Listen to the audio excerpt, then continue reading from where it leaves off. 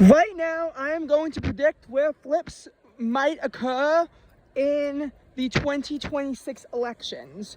Pollsters right now are very cautious about flips. They think that the Kansas governorship is going to flip to Republicans. They think that the North Carolina seat is going to flip to Democrats. But besides that, the best you're going to get out of them is a toss-up.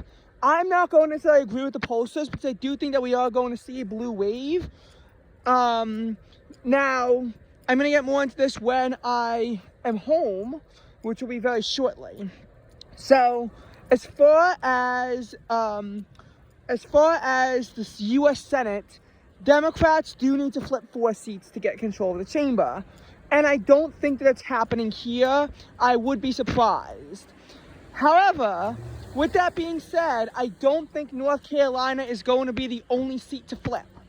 I think that Democrats will also get Maine. Susan Collins has benefited from a lot of bipartisan support, which you need in a state that voted for Kamala Harris by 7% and is doesn't have any other Republican in significant office. Susan Collins has announced her support for the SAVE Act, which is highly controversial. And she also faces some strong Republican challengers in the state. I think if there's a competitive Democratic primary, maybe Collins survives, but she's not as bipartisan as she once was. And I think that, we saw even moderates could not retain re-election in hostile states. We saw it in 2024 as, John Tester losing Montana, Sherrod Brown losing Ohio. I don't think Collins can hold on to Maine here. I just don't think she can. Now, that being said, Republicans, I think, do keep everything else. I don't think that they gain a seat. I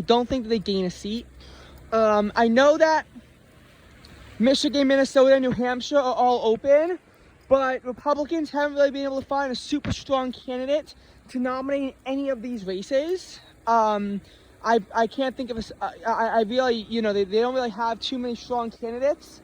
And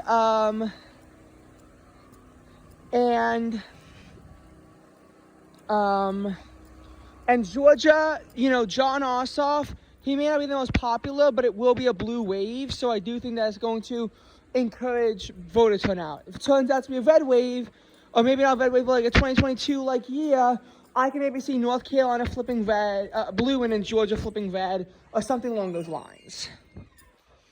As for the governor races, I do think the Kansas governor race does flip Republican because Laura Kelly can't run again. However, I think that's the only seat that Democrats lose.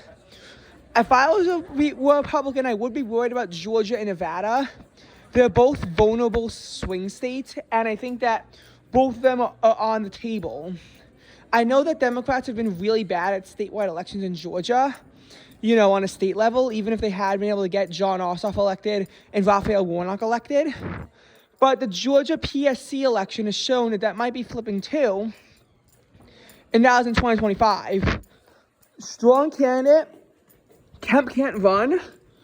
I kind of believe that Georgia might flip blue. And all that stuff. It'll be interesting to see what happens, in my opinion. Because the governor races, it used to be like a 33-17 supermajority for the Republicans. And then 2018 happened and they lose 6 governorships. And I kind of think Bill Walker was a bit of a Democrat, but still. And it's 27-23 all of a sudden. And if I'm being honest, since then, Republicans have never recovered. They lose Kentucky in 2019, but offset that by gaining Montana in 2020. They gain Virginia in 2021, but they lose all the progress they've made by losing Maryland, Massachusetts, and Arizona in 2022, even though they gain Nevada. They do offset some of that damage by gaining Louisiana back in 2023, just to lose Virginia in 2025. I believe as of now, because of that, I think it's 26-24. in favor of the